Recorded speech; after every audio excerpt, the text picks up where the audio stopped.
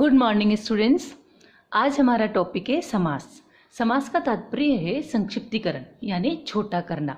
कई शब्दों का या कई पदों का सम्मिलित रूप समास कहलाता है। इसकी परिभाषा देखेंगे हम। दो या दो से अधिक शब्द अथवा पदों से मिलकर बने हुए एक नवीन और सार्थक शब्द को समास कहा जाता है। जैसे कि उदाहरण दिया है हमने, रसोई के लिए घर, तो यहाँ पर दो या दो से अधिक पद हैं। रसोई के लिए घर, तो दो से अधिक पद हैं, इनको मिलाकर के हमने एक सम्मिलित रूप बनाया रसोई घर, तो ये हमारा सामासिक पद कहलाता है। समास में दो शब्द प्रमुख रूप से माने जाते हैं, यानी कि दो परिभाषित शब्द हैं, सामासिक शब्द अथवा समस्त पद पहला, दूसरा है समास विग्रह। तो ये सामासिक शब्द किसे कहते हैं? जब समास के नियमों से निर्मित शब्द सामासिक शब्द कहलाता है। समास के नियमों से यानी समास के जो भेद हैं, अव्ययी भाव समास, कर्मधारय समास, तत्पुरुष समास आदि आदि जो भेद हैं, उनके जो पर्टिकुलर जो नियम दिए गए हैं, उनके अनुसार जब हम कई पदों को या दो से अधिक पदों को इकट्ठे कर कर एक सम्मिलित रूप बना लेते हैं, उसको हम सामासिक शब्द कहते हैं या समस्त पद भी कहते हैं। समस्त पद बनने के बाद विभक्ति चिन्ह अपने आप ही लुप्त हो जाते हैं। विभक्ति चिन्ह से तात्पर्य हमारे कारक चिन्ह। जैसे कि उदाहरण है राजा का पुत्र, तो यहाँ पर जो कारक चिन्ह है वह है का। तो राजा का पुत्र अगर हमने कहा राजपुत्र, मतलब वही है, मीनिंग वही है, राजा का पुत्र कहो या राजपुत्र कहो, परंतु हमने जो परसर्ग चिन्ह था या जो कारक चिन्ह था का, उसको हमने लोप करके इसको एक पद में बना लिया राजपुत्र। तो इसे तो कहते हैं हम सामासिक या समस्त पद। अब है इसका बिल्कुल ठीक विपरीत समास विग्रह। समास विग्रह कैसे कहते हैं? जब दो पदों का या जो एक सम्मिलित पद दे रखा है या सामासिक पद दे रखा है, उन दोनों पद उस पद का विग्रह करके अलग अलग करके उनका एक दूसरे से संबंध स्थापित करना या संबंध बताना, ये समास विग्रह कहलाता है। जैसे कि सामासिक शब्दों के बीच के संबंधों को, सामासिक जो शब्द है उसके बीच के उन दो शब्द दे रखे हैं, अगर हम उनको टुकड़े टुकड़े करें, उनको अलग अलग करें, तो उनके दोनों के बीच में क्या अंतर संबंध है उसको बताने के लिए जब हम जो परसर्ग या जो कारक चिन्ह लगाते हैं उसको हम कहते हैं समास विग्रह। जैसे कि दे रखा है उदाहरण राजपुत्र, और हमने इसको इन दोनों राज्य और पुत्र, इन दोनों का क्या संबंध है, इससे हमें किसके समझाने के लिए क्या करना पड़ेगा? समास विग्रह करना पड़ेगा। और हमने समास विग्रह किया राजा का पुत्र, तो राजा और पुत्र में क्या संबंध है? राजा पिता है और पुत्र राजा का है, तो यहाँ पर हमने परसर्ग लिखा, तो ये समास विग्रह कहलाता है। अब हम देखेंगे समास के भेद। समास के भेदों को जानने से पहले हम इसके उत्तर पद और पूर्व पद के बारे में जानेंगे।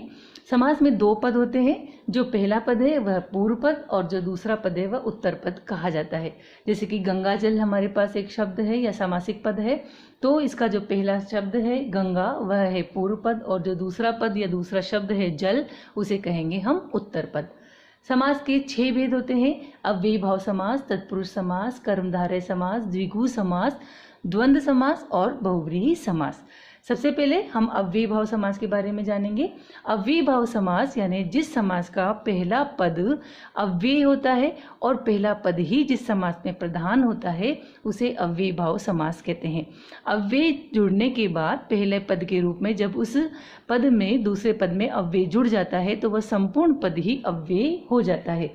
पहला नियम है इसका, इस या पहचान है इस समास की, इसमें अव्यय पद जो संपूर्ण पद अव्यय हो जाता है, या जो पहला पद जो हम अव्यय जोड़ते हैं उसका लिंग के अनुसार या वचन के अनुसार या कारक के अनुसार कोई बदलाव नहीं हो सकता।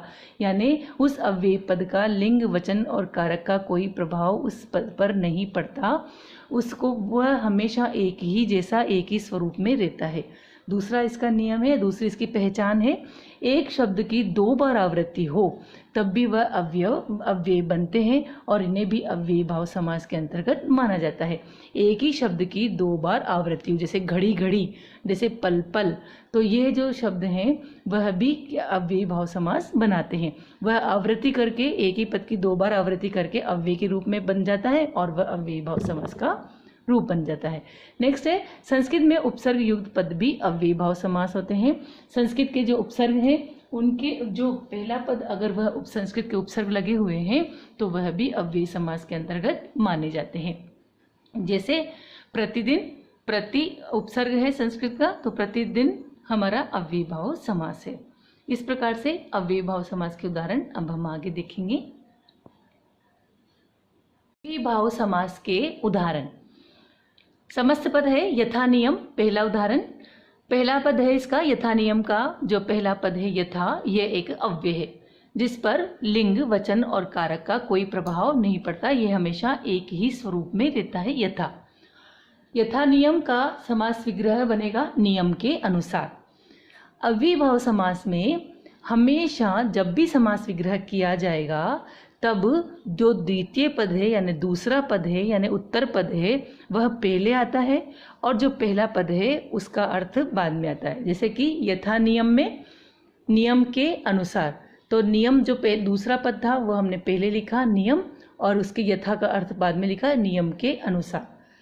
दूसरा उदाहरण है रातों रात। जैसा कि हमने नियम में देखा था कि पुनरावृत्ति होती है, तो यहाँ पर दो पदों की, एक ही पद की दो बार पुनरावृत्ति हो रही है, तो ये भी अव्ययीभाव समास के अंतर्गत माना जाता है। रातों रात यानी रात ही रात में, और इसका प्रथम पद या पूर्व पद है रात। नेक्स्ट है आजन्म। आ उपसर्ग है इसमें, तो आजन्म वही, इसका जब विग्रह करेंगे तो जन्म से लेकर, यहाँ पर आ उपसर्ग, इसलिए यह अव्ययीभाव समास। फिर नेक्स्ट है बेनाम।